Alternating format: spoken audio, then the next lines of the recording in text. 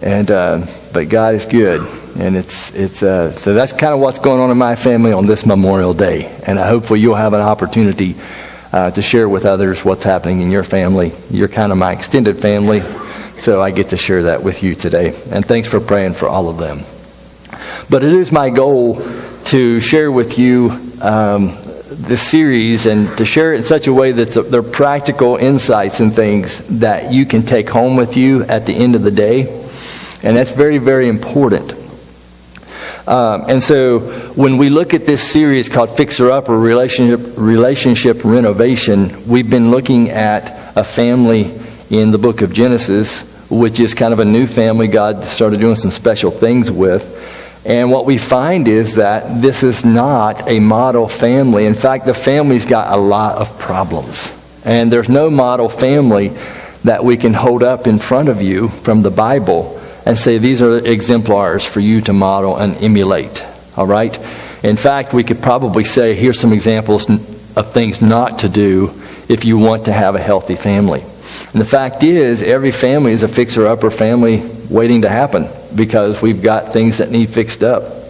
And there's problems and things. And ideally, you'd build something right the first time so it doesn't need a lot of fixing up. But the time and there's decisions made, and there's unfortunate things that happen. And no matter how wonderful a structure is, it needs renovated at times. It needs fixed up. And so that happens sometimes in our family.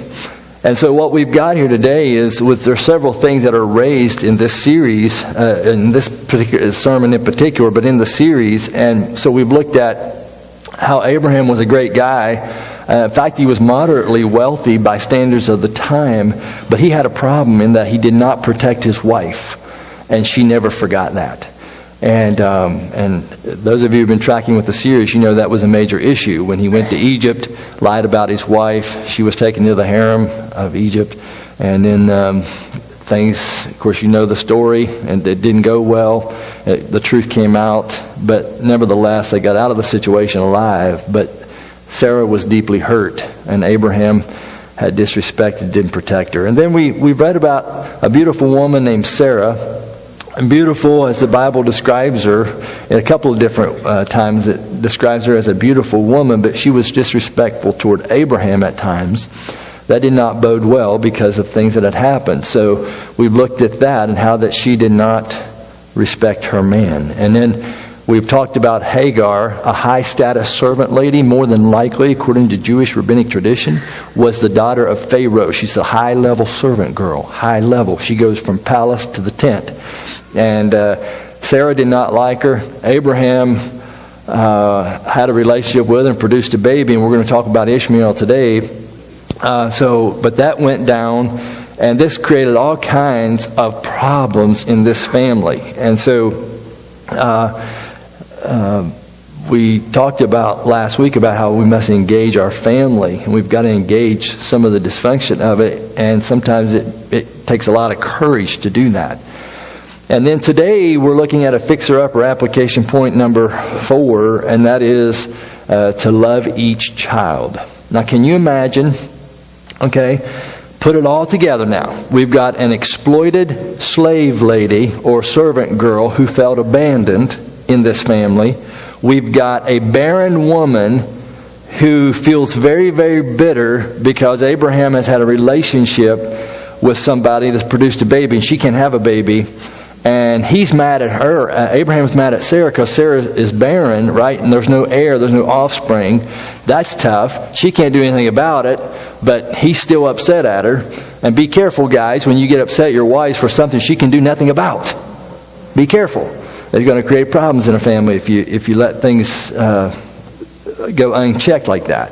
And so she feels barren. She's barren. She feels bitter about that. Hagar is an exploited slave lady, servant lady, and she feels abandoned. You've got an apathetic guy who doesn't know what to do between the two of them. And then you've got a mysterious friend that keeps showing up, known as the angel of the Lord. And that's crazy. I mean, this is just, you could make a reality show TV about this, and it would probably get high ratings. Because this is exactly what the Genesis writer does for you. He doesn't hide the information. The cameras are up and rolling from the get-go in this family. And so you've got a lady who's beyond childbearing years. You've got a man who has biological issues, okay? And you've got a guy that says, you're going to have a baby, and they're like, there's no way. You got the reality show cameras going, and this is just nuts. Because it shows everything. It tells you everything in the text. And so the ratings would be huge. It would be high. It would really attract a lot of attention today if this somehow were made into a reality show TV show. Okay? And that's kind of what we're spinning off of that Fixer Upper series theme. And so we're going to I'll circle back to that later as we wrap up this series.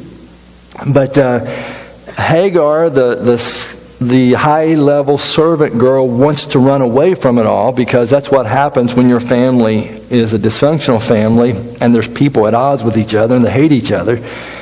And you've got the situation that happens now is that Hagar gets pregnant. She has a baby boy named Ishmael, and right away what we see is he's a troubled boy. And those of you who've had a troubled boy or a troubled daughter in your family, you know how heart-wrenching that is, because you've seen that up close and personal, and that's tough.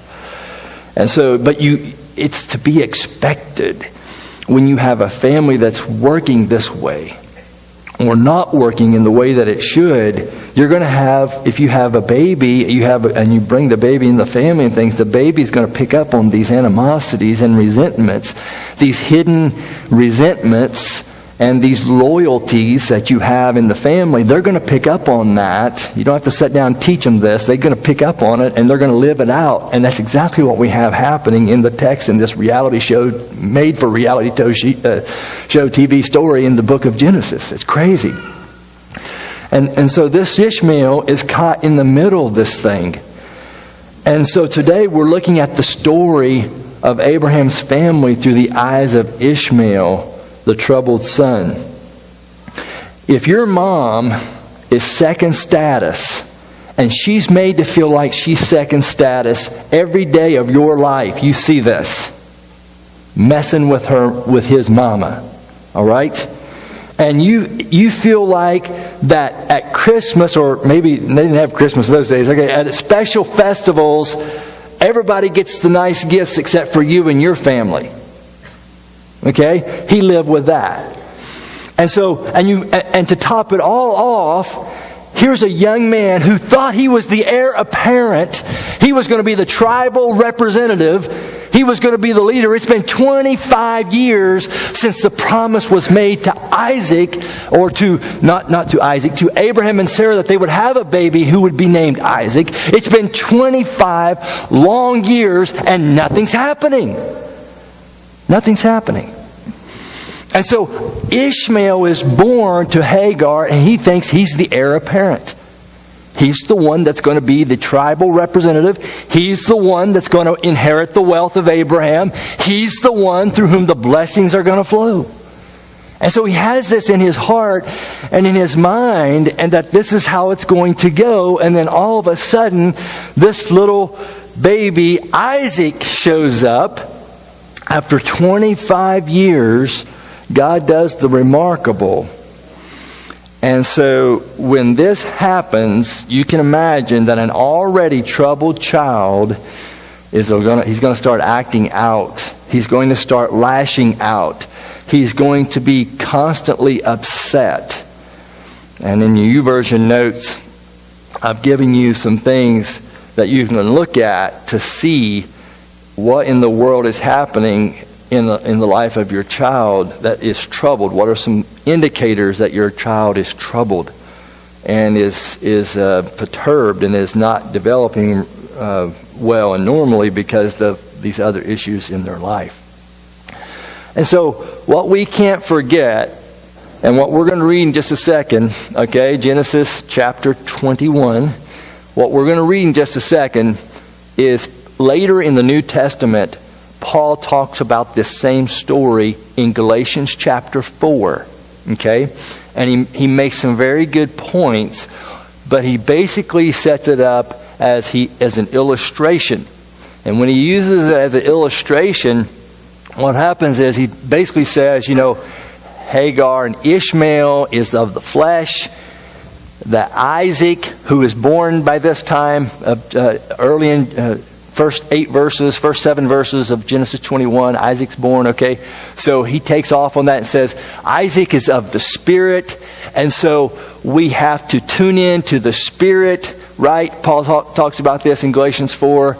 Tune in to the spiritual side. We've got to get rid of the flesh, or send the flesh away, which is what we're going to read about in just a second. All right, we've got to tune in to the Spirit. Paul makes that application. It's a legitimate application that he makes, and there is in fact a place for that. What do you need to get rid of in your life in order to thrive spiritually? All right, what do you need to send away to thrive spiritually, to tune into the Spirit and not just the flesh? All right, this is what Paul makes. The point he makes in Galatians chapter 4. I'm not dealing, that's another sermon. We'll deal with that another time maybe. All right? What I'm talking about this morning is how Ishmael is caught up in this family dysfunction. And we're looking at the story of Abraham through the eyes of Ishmael. If you've ever been the abandoned person in the family, you've ever been the family that's been neglected, the family member that's been neglected, the family member that's made the scapegoat of the family, the black sheep of the family, the one that gets pushed to the side, the one that doesn't get acknowledged, all right? The one that's not highly esteemed and respected, the one that never gets talked about because you got this sibling and this sibling that gets all the attention, right? You ever been in that situation, your heart is going to go out to Ishmael, because that's exactly where he is. Okay? So we're looking at the story from Ishmael's perspective, and it really is a heart-rending story. Pull my slides up if you would. We read in Galatians chapter 16 how Genesis 16, 11 through 12. The angel of the Lord also said to her, this is Hagar when she ran away the first time, you are now pregnant and you will give birth to a son. You shall name him Ishmael, for the Lord has heard of your misery. He will be a wild donkey of a man. I'm not going to tell you what we call those guys in West Virginia. We're moving on. His hand will be against everyone and everyone's hand against him. And he will live in hostility toward all of his brothers. Think about that. The prophecy of a baby boy, and this is what's going to be his story. Why is it going to be his story? If your mom was always second class, if you always got the least gifts of the gifts given, if you're made to feel like you're heir apparent and then all of a sudden somebody else comes into the picture, now the spotlight's off of you and on them, and you stand to get nothing now, you're going to be a little wild about that. You're going to be upset about that. You're going to be ticked about that. And that's exactly the characteristics of Ishmael's life. He takes that on. Okay? And so if we go to the next slide, Genesis chapter 21 now, we're skipping ahead 3 or 4 chapters. We'll pick it up at verse 8. And so what we're going to do here today, we're going to read along the text and the passage. I'll explain a little bit as we go. And then I want us to look at 4 issues or topics that are really talked about and that are mentioned in this story, this part of the story. And what's crazy is if you are a functional, I'm going to say normal, normal is a relative term. If you are a functional family that gets along, you could address these issues effectively in such a way that your family could be held together. But if you're dysfunctional and you got animosity and hidden resentments, these 4 topics that get addressed and that I'll touch on just briefly today, something for everybody in the message today, okay? That I'll touch on briefly today, all right? They become these incredible landmine field journeys to traverse and to try to navigate, and they can, one wrong move and the whole family just, and it's amazing how stuff like this happens at holiday season, all right? when we get together as a family, have these wonderful pictures and warm feelings, and we're going to watch the race, we're going to grill hot dogs and hamburgers, we're going to have a nice time drinking lemonade, we're going to get sunburnt, and oh, by the way, we're going to have a family feud at 5 o'clock. Just so we can top it off, right? Well, I want to help you navigate that. Again, this series, by virtue of the fact that what it deals with, it's got to be intensely practical. And I want to give you some stuff just to take home with you in your toolbox, such a way that you can begin to lead the vision for a fixer-upper family and create the family you've always wanted out of the people that are currently in your family. And so when you look at this, you see that there's families with children who are defiant. We've got that represented in our community, in our families. You've got families who fight over a family inheritance. That's becoming and as a pastor, I tell you, from my perspective, this happens a lot in our community. Family rows and squabbles over inheritance. We better talk about that. We'll touch on it. Okay? Siblings who compete with one another, that happens a lot. Sons and daughters who have been rejected by a parent. These are 3 or 4 key areas that normally a family would be able to take this on, like I said, and do a good job with it. This family is so dysfunctional, they take it to extremes. They're so far out of balance. When it comes to setting boundaries for the safety of everybody in the family, they expel someone from the family. It's extreme steps. When it comes to inheritance issues and things, get them out of here. We don't want them to touch my son's inheritance. Right? So they don't deal with things in balance. Why? Because the relationships aren't working right. So everything is out of balance. It's extreme. It's disproportionate. It's when it should be hot, it's cold. When it should be cold, it's hot. It's not in balance. And so we've got to get a little bit of clarity on that. And so, and then hopefully share a few things with you, especially the Old Testament as gospel. And that's a very important thing I have to talk about at the end of this message today, and then, of course, the whole series, the Old Testament as gospel. And we've got to understand that. That's a very important concept to wrap this thing up. So as we look at this, okay, so the child, after 25 years of waiting, on the screen, Isaac was born, verses 1 through 7 of Genesis 21. You can go back and read that. He grew and was weaned. That's important. Children were weaned between the ages of 3 and 5, I've learned. 3 and 5 years of age. And so that would be very awkward in 2013 to have a nursing 5-year-old. I agree with you. Very awkward, but wasn't as awkward in their world as it would be in ours. Ishmael would have been 14 years of age at the birth of Isaac. This is 3 to 5 years after the birth of Isaac. So somehow they've made it. This family has made it for 17 years of life without strangling each other, right? They're managing life with toxic people in it. And so when this takes place, Ishmael is somewhere between the ages of 17 and 20 years of age. And for most of those years, like I said, he thought he was going to be the heir. And on the day Isaac was weaned, Abraham held a great feast. And this is normal.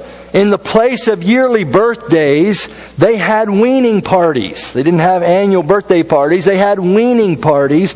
It was a big blowout. Isaac would have been attired in the symbolic robe. So he's 3 to 5 years of age. He's a young boy.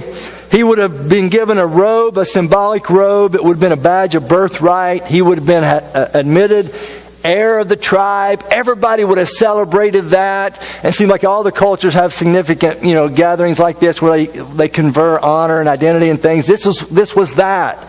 It was a very prestigious thing. A lot of attention was given to Isaac. It was just an awesome day, an awesome week, an awesome season in his life and the life of the family. Verse 9. But Sarah saw that the son whom Hagar the Egyptian had borne to Abraham. Notice Sarah doesn't call him Ishmael. She can't always say his name. Is the animosity still there? You struggle to say somebody's name? There's animosity. There's a problem. Okay? And there was a problem for Sarah. She doesn't call him Ishmael. There's distance in how the writer words it. And so what the writer is telling you is that Ishmael was a despised ethnicity in Sarah's eyes. He's an Egyptian.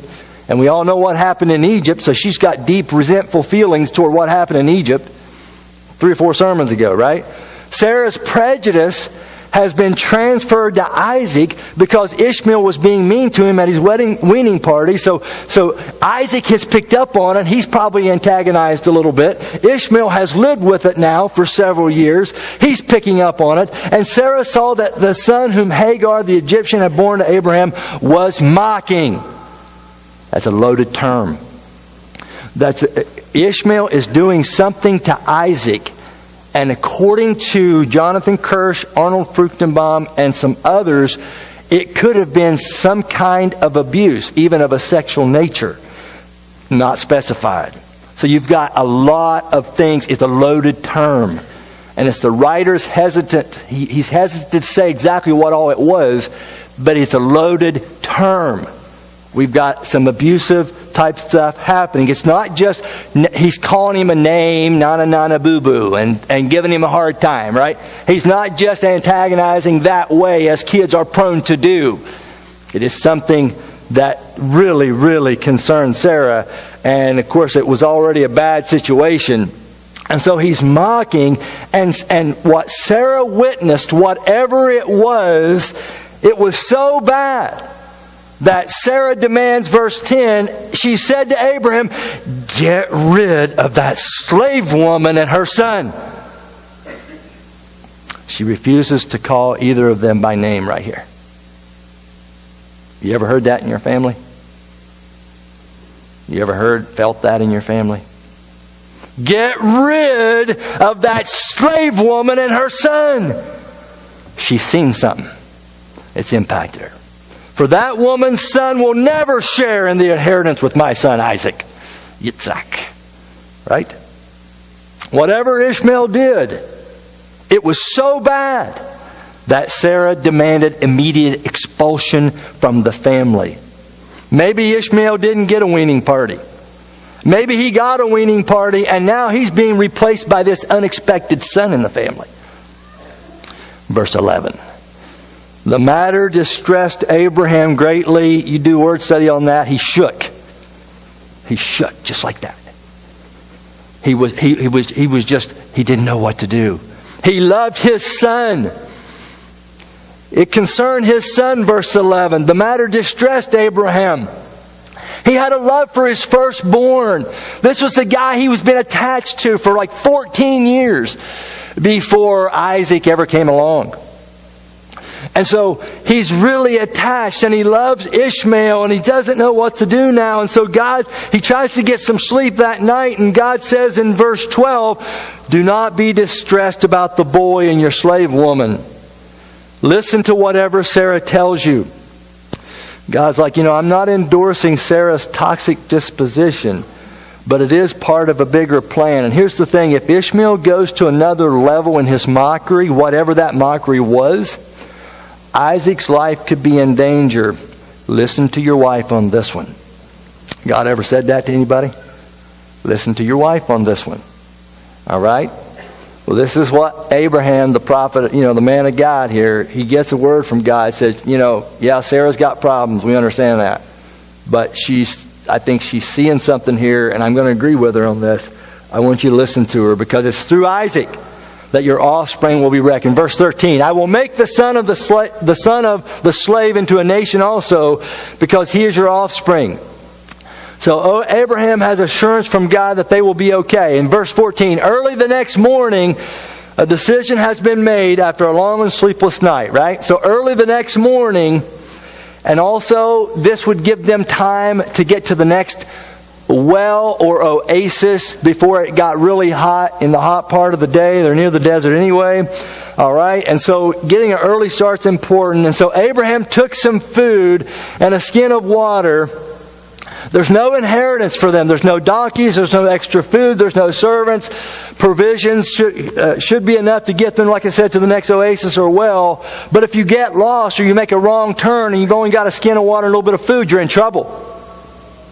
You're in trouble. And he gave them to Hagar. He set them on her shoulders, estimated about 3 gallons of water, a 30-pound pack. He sets them on her shoulders, and he sent her off with the boy.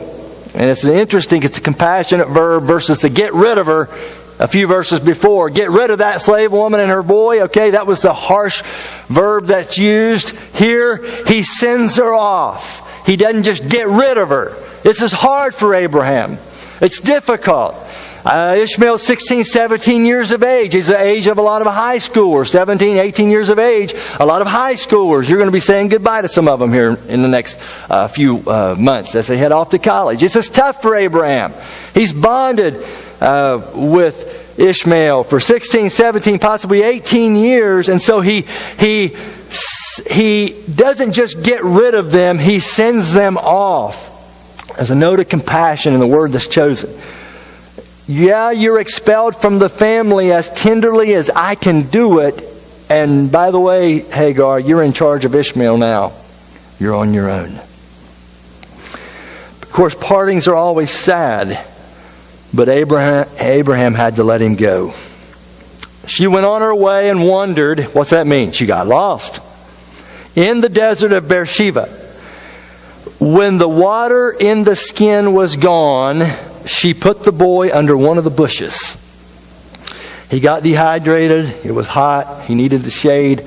She points out a place for him to lay down, and she went off and she sat down about a bow shot away, about 30 yards, and she thought, I cannot watch the boy die. Is that bad? And as she sat there, she began to sob. God heard the boy crying, and the angel of God called to Hagar from heaven and said to her, here's that mysterious appearance of pre-incarnate Jesus, right? What is the matter, Hagar? Do not be afraid. God has heard the boy crying as he lies there. Lift the boy up and take him by the hand, for I will make him into a great nation. And then God opened her eyes, and she saw a well of water, and so she went and filled the skin with water and gave the boy a drink. God was with the boy as he grew up. He lived in the desert and became an archer. And while he was living in the desert of Paran, his mother got a wife for him from Egypt. And so what we have here is very interesting details of how this thing transpires and goes down. But it's the picture of Ishmael as the rejected son is complete by these words. Okay? He's the son of a slave woman, an outsider. He's married to an Egyptian, another outsider. He lives outside normal social bounds. He's remembered for his hostilities. He is the rejected son and will forever be the rejected son. And it's amazing how often tension in a family can erupt when everyone is together for what's supposed to be a celebration. This weaning party goes south in a hurry. And how often does that happen? I mean, you got Mother's Day, Father's Day, Christmas, Thanksgiving, Easter, Memorial Day, the family's together. Like I said, we want everybody to have a good time, but tensions have simmered and they've kind of came to a boil maybe under the surface, and they have a way of getting to the surface, especially when there are teenagers in the house. It's amazing how that kind of exacerbates things sometimes. Abraham holds a feast, and Ishmael wasn't happy, right? He's not happy. It's Isaac this, it's Isaac that. It's always Isaac in this family anymore. And so he mocks him, he laughs at him, he does something, comes up, and they understand. Sarah sees it. Sarah says to Abraham, you got to get rid of her. He's got to go. And you know what? I think there's a part of this, according to the way this is framed and set up, I don't think Ishmael was all that worried. Sarah's been saying mean things like that all along. There's been hostility all along. What's another day? That's another comment from Sarah, right? And I think he probably thought, Dad is in my corner. Abraham loves me. I'm his firstborn. He'll stand up for me. He's going to be there for me. Dad, Abraham, we've done stuff together. We've practiced the bow and stuff together. It's been awesome. It's been a great 16, 17 years, 14 years, and Isaac comes along. So it's been pretty good overall. Dad's going to stick up for me. I have nothing to worry about. And here's what happens. With a heavy heart, he gets up one morning and Dad says to him, son, you got to go. And the family's going to be torn apart. And it had to raise huge questions for Ishmael. Again, we're looking at the story from a human interest standpoint this morning. Okay? How can God love me if He blesses my brother and takes me away from my father? The God my father believes in certainly doesn't seem to care about me, right? Not me. And the striking thing to me as I'm reading through this is how little Abraham provides for his son. I mean, he's like moderately wealthy. He's got camels. Abraham's got donkeys. He's got servants. He could have sent them out with a small platoon of people to watch over them. But he sends his firstborn into the desert. And what does he provide? A loaf of bread and a skin of water. I mean, don't knock yourself out, Abraham. You know, let's not overdo this. Right? It's like some of you seniors graduating, how would you feel if people came to your graduation party and gave you a skin of water and a loaf of bread and said, "Here you go, good luck"? You wouldn't feel too excited about that, would you? Be like, man, we gotta rethink the gifting thing for graduates in this part of the world. A skin of water and a loaf of bread, and you're sending them off into one of the harshest environments in that area, the desert. This is crazy. You look at that and you're thinking, wow, God must be sending both of them into the desert to die. But here's the amazing thing. God's hand was in the limited supply. We read these remarkable words, right? We just read them. And God heard the voice of the boy. God heard the voice of the boy. Hagar weeps, but God hears the boy. He hears the voice of the boy. And He holds him fast with His hands, right? And He gives a promise. So God was with him. This troubled son, God said, "I'm for you. I am with you. I will never leave you. I will never forsake you." And some of you know about Ishmael's story. I've mentioned it already. Some of you, you've got a gifted sister or a brother and they always seem to shine. Or your sister has charm and looks and brains and your brother is a great achiever. And what's left for you in the DNA gene pool, right? Favoritism is thinly disguised, very thinly disguised. And perhaps not even disguised at all in some families. Someone else had the blessing. And then there was you. And I speculate here, but there must have been times when Ishmael had questions that went to the heart of his own existence. I must have been a mistake. I was never meant to be. I seem to be trouble to everybody. If I didn't exist, this family might have a chance. It's all my fault.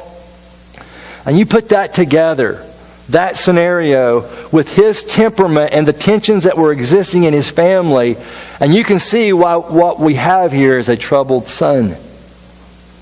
God sees and hears him, and what's really amazing is He is the God of the difficult temperament, because what we read later in the New Testament in the life of Saul of Tarsus, Saul was angry, he was impulsive, he was violent, just like Ishmael, but Christ gets a hold of him, and the wild impulses of his heart are directed into one of the greatest lives that ever lived. And so He tells us, by the grace of God, I am what I am. And so we think about Ishmael with that kind of a story in mind. And we have Jesus here sharing in the Old Testament pre-incarnate form with all the struggles of his temperament and all the tensions in Ishmael's family. He is wild at heart, but God lays a hold of him and says, "I'm going to provide for you. I'm going to bless you." And this whole thing has been a setup so you would get my message. So this passage speaks to a lot of areas. And we've got to hasten to these, okay? And I've noticed lately these areas have caused quite a stir in the families of our community. We are all part of FIXER Upper family. And that's not rain, is it? Okay. And so, not sure what is happening. So if I needed to go to another mic, I can maybe.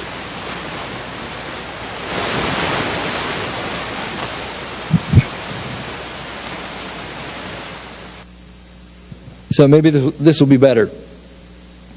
And so what we have here, you've got families with children who are defiant. You've got families fighting over family inheritance. You've got siblings who compete with one another, sons and daughters who have been rejected by a parent. And I've got to deal with all this in about 10 minutes. Are you kidding me?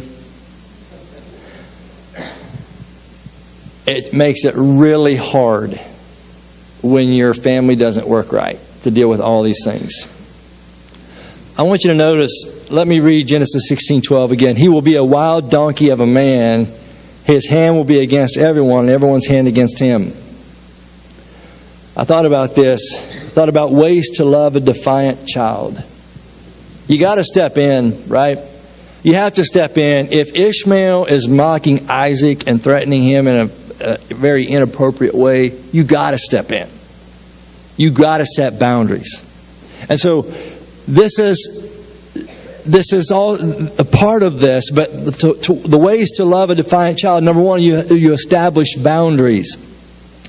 Abraham must see to it that Isaac is safe in the family, so you have to establish the boundaries. This is what is acceptable in our family. This is what is not acceptable, and we all have to comply with that so that our family is a healthy, functional family. Number two, ways to love a defiant child. Do you have a defiant child in your family? Ways to love them, establish boundaries, see their perspective.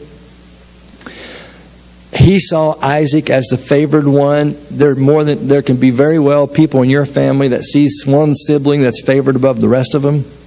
Number three, show physical affection. Sarah transferred her hatred for Hagar to Ishmael. And what Ishmael needed was not just an Abraham that loved him, but a whole family that loved him and show him affection and care for him. Obviously, that wasn't happening in the family. Of course, pursuing the conversation. Ishmael felt like an outcast. That's important. Devoting special time. What's your kid good at? Let's relate to them. Customize interests and preferences and things. Customize to their interests and preferences. Point them toward Jesus without obligating them to act like Him. The angel of the Lord steps in. And I wonder if they reminded Ishmael often of what Jesus in His pre-incarnate state had said about His own birth and life. And so there are ways to love a defiant child and a troubled child. There are ways that just the text begs for this kind of intervention. It doesn't happen. What about ways to keep from having a family squabble over an inheritance? What do we read in Genesis 21:10? Okay, get rid of that slave woman and her son, for that woman's son will never share in the inheritance with my son Isaac.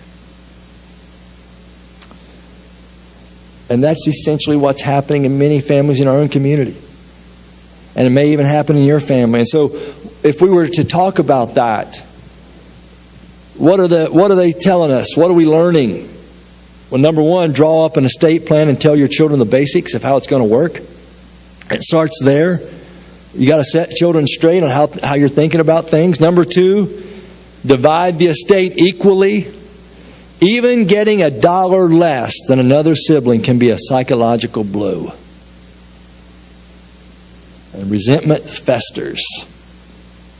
See, in a fixer-upper scenario, I'm showing you what could have happened, what needed to happen in a family. It never happened, and you see the fallout of it. And even to this day, we see the fallout of an ancient sibling rivalry feud that eventually breaks out in the prophetic world, and all of Israel's neighbors are going to attack Isaac in the days to come.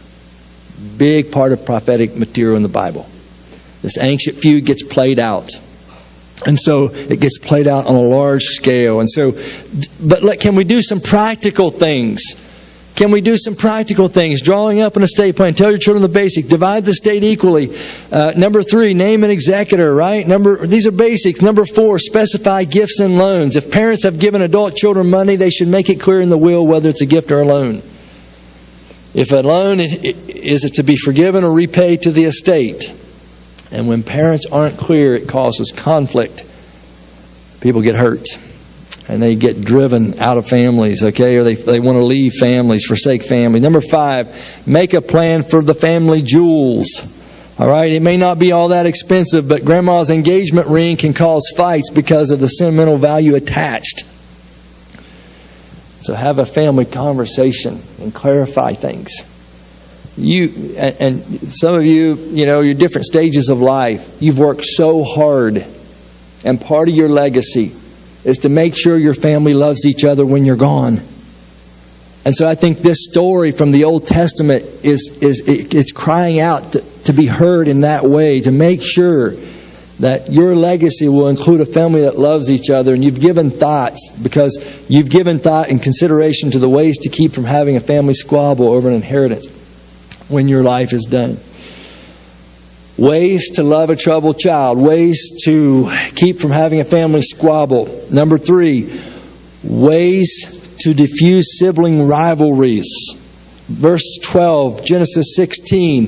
He will live in hostility toward all of his brothers. So calm down the competitiveness. Team up, all right? Your battle's not with one another. Number 2, avoid the comparisons. Each child is different. They're going to shine in their own ways. And you can talk about each child with the same enthusiasm as you talk about another one. Number 3, stay consistent with consequences, right? Consequences. Certain things apply to one, they don't apply to another. And kids notice that. I'm reminded of what James Dobson says. He says, when you set up basic house rules, when they're violated, you throw the flag, you march off the penalty, and you do that with every member of the family every single time, no exceptions. And that says everybody's important. So you stay consistent with the consequences. And you commend good behavior often in all children.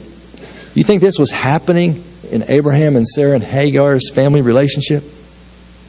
Wasn't anything close. And this is what we have as a result. Quickly, ways to cope if you're the rejected son or daughter. Ways to cope if you are that Ishmael, that scapegoat in the family.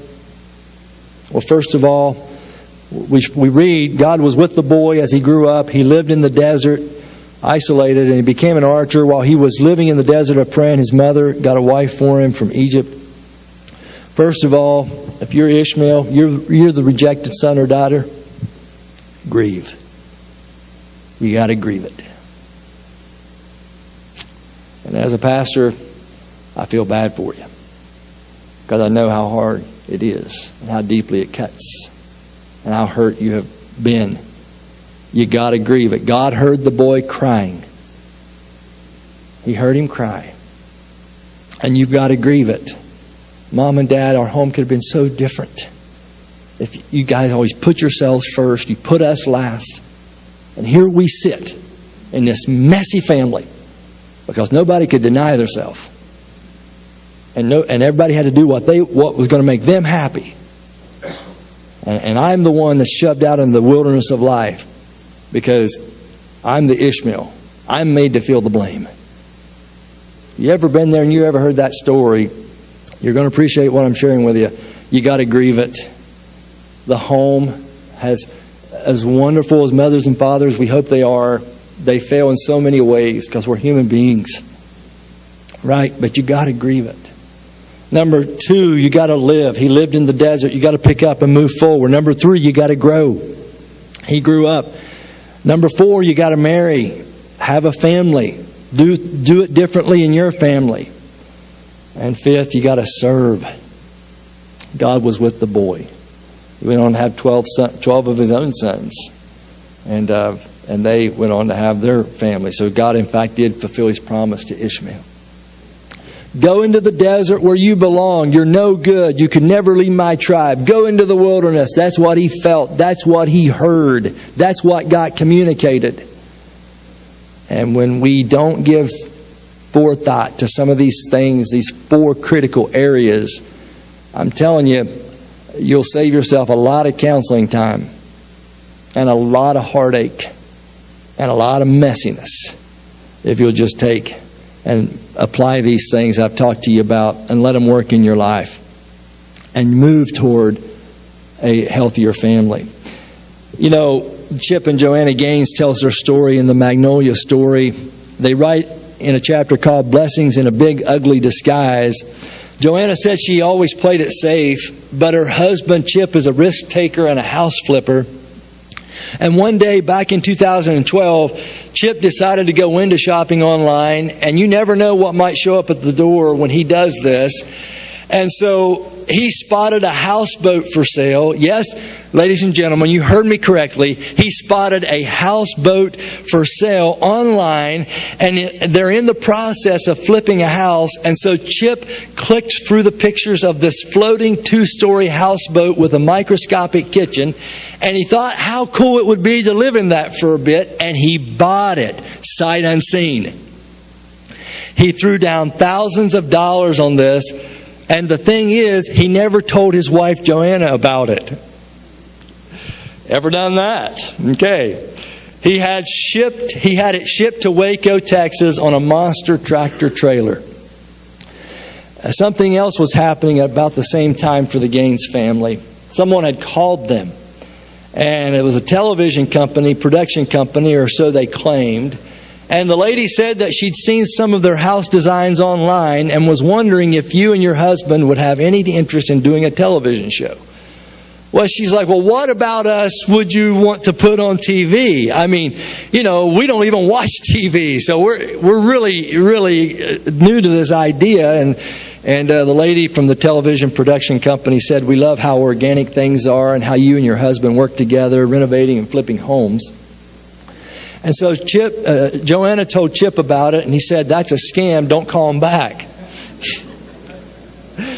And somehow she convinced Chip to let her call them back, and sure enough, a few weeks later, an entire camera crew was sent to spend 5 days in Waco, Texas for filming what they called a sizzle reel. It's basically an extended commercial that they would put together to try to sell the television series based on what Chip and Joanna are doing with their business in Texas. And secretly, the Gaines were thinking, why in the world would anybody care to watch us on TV? But Joanna said after just a couple of days of filming, it was horrible. They showed up, just like they said they would. And after a couple of days of filming, it was horrible. She said they froze on camera. They tried to stage a few scenes, and it went horribly wrong. And on the 4th day, just before, 5 days, they were going to give it 5 days, just before their time there was done, one of the camera production guys pulled the family aside, and Chip and Joanna aside, and said, look, if something doesn't happen here, you guys are not going to be getting a TV show. This is just not working the way we thought it might. And then something happened. The next morning, the houseboat arrived. Remember now that Joanna had no clue that this boat was coming. Right? With cameras rolling, Chip put a blindfold on Joanna, drove her to the empty lot by the lake, and with all the cameras on her, Chip released the blindfold and said, ta-da! She said, I wasn't sure what I was looking at. A shipwreck on the back of a semi? This was my ta-da surprise? Chip said, I got this for you. She's like, that better not be for me. That's our new home for the next 6 months. We're not living in that. And at this point, the cameras didn't matter. Okay? How can we live in the water, Chip? 3 of our 4 kids don't even know how to swim. Did you really think this through before you bought it as is online? And then he told her how much he paid for it. And as they started inspecting it, they found holes, lots of holes in the boat. For years, it had rained directly into it. Of course, the engine didn't start, and Chip got deflated, and he finally admitted, I think I got scammed. You need to return it, right? That's what she said. He said, I can't do that. It's done. I bought it as is. And she told the semi driver, don't unhook that thing. You take it back.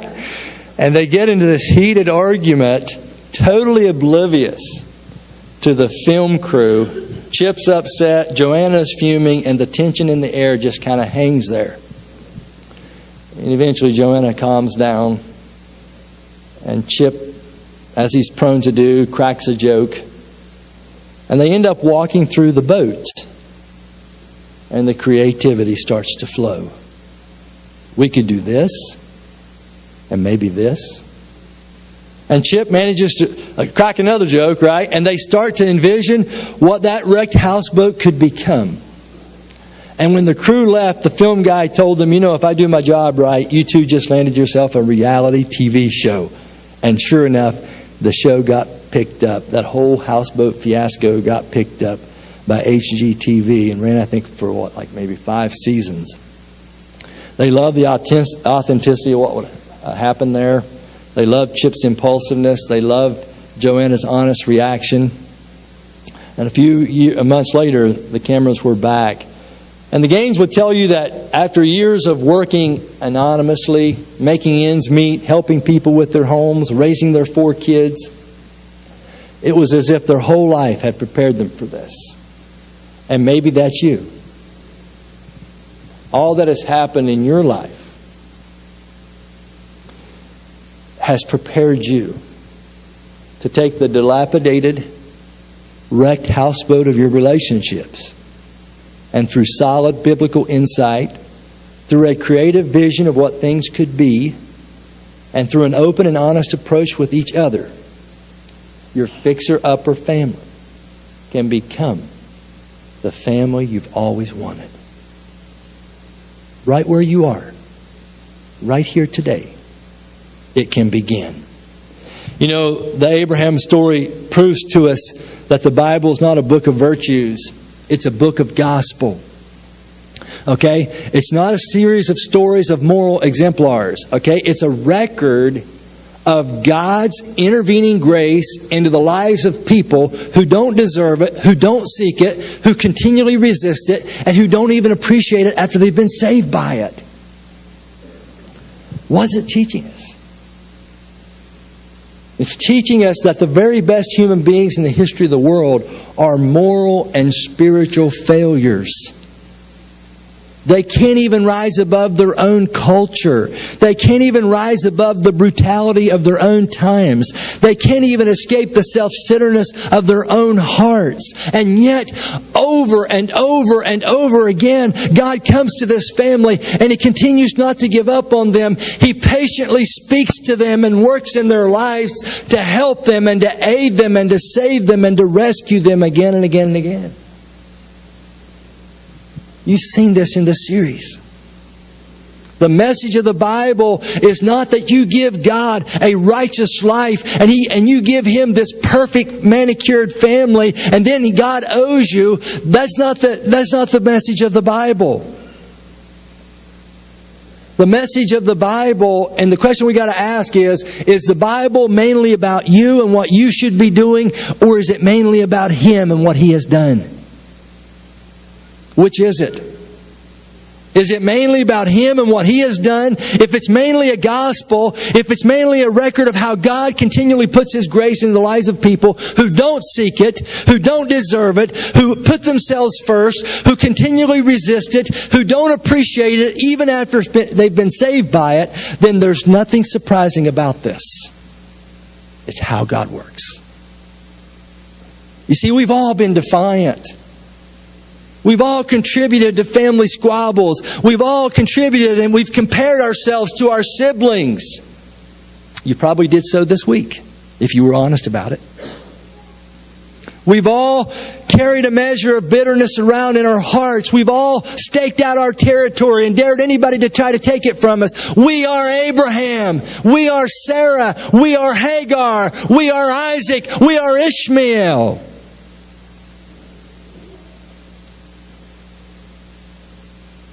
The Bible is gospel. It comes to people like us, like them. And God stays after it and after us, working with us, shaping us, drawing us, loving us. And someday, you're going to send off those children on a vocation or a career. Or even maybe, in light of this Memorial Day weekend, you might drop them 6 feet in the ground. And only memories and a few belongings will be left behind.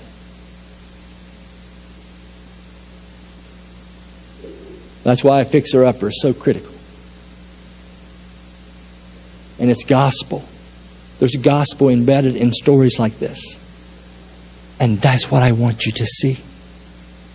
And no matter where you are and what's happened in your fixer-upper family, you can get creative. You walk through the wrecked houseboat of your life, and you get creative with it. You have a new resolve. Yeah, there's holes here, and there's a problem there, and that hurt was spoken, and that happened 10 years ago, and this happened 2 months ago, and I don't know if this thing is salvageable. I don't know if it's redeemable. This series is about getting creative.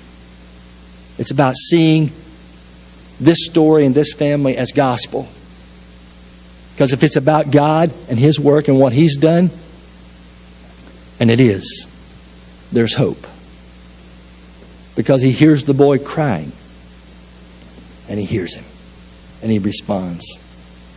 You know, one thing that's amazing, last week and even this week, Hagar gets so excited that God sees her. And this is the God who sifts stars, right?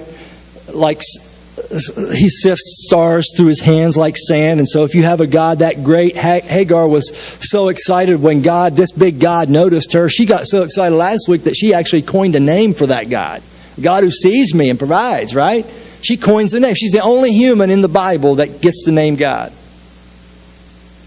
She coins her own name. She says, God, that big, stars like sand, He noticed me. He noticed me. And again, God is noticing her in the wilderness situation. She gets so excited. But how much more excited should you be and should I be? Because you know something that Hagar didn't know. Notice you, Jesus says. Notice you. See you. Interact with you. I've done way beyond that. How about die for you? How about that? I'll die for you. I'll tell you how important you are. I'll die for you and your fixer-upper family. And if Hagar was that excited about being just noticed, how much should you be that this pre-incarnate appearance of Jesus, 2,000 years later, He incarnates, He dies on the cross. Why? Because the Bible is primarily gospel. It's not a moral exemplar held up in front of everybody to shame you because you don't comply to the example. That's not the Bible. The Bible is, here's your broken, messed up family. Here's a God who's pursuing broken and messed up families. He invites you in to experience, encounter, and live out the gospel.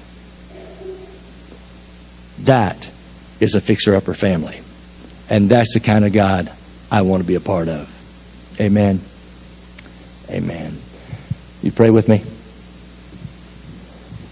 Father, thank you so much for this day. Thank you for your love and your grace. And we just ask and pray that you would take this series and rivet it to our hearts. And we've got some practical tidbits to think about as we walk out of here today. And I just pray for every abandoned, broken, neglected child that there would be love.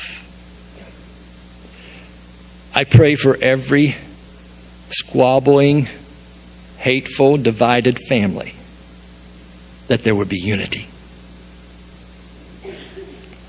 And I pray, Father, for the families of our community, not just of our church, but of our community, that in all of this, your gospel would shine through. Thank you for this weekend. Thank you for my church family. And I intercede on their behalf that you will rise up strong in the battle.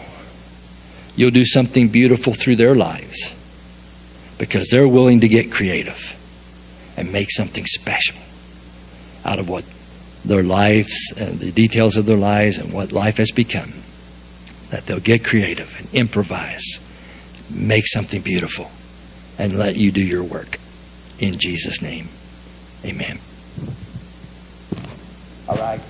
Been great. Stand with me.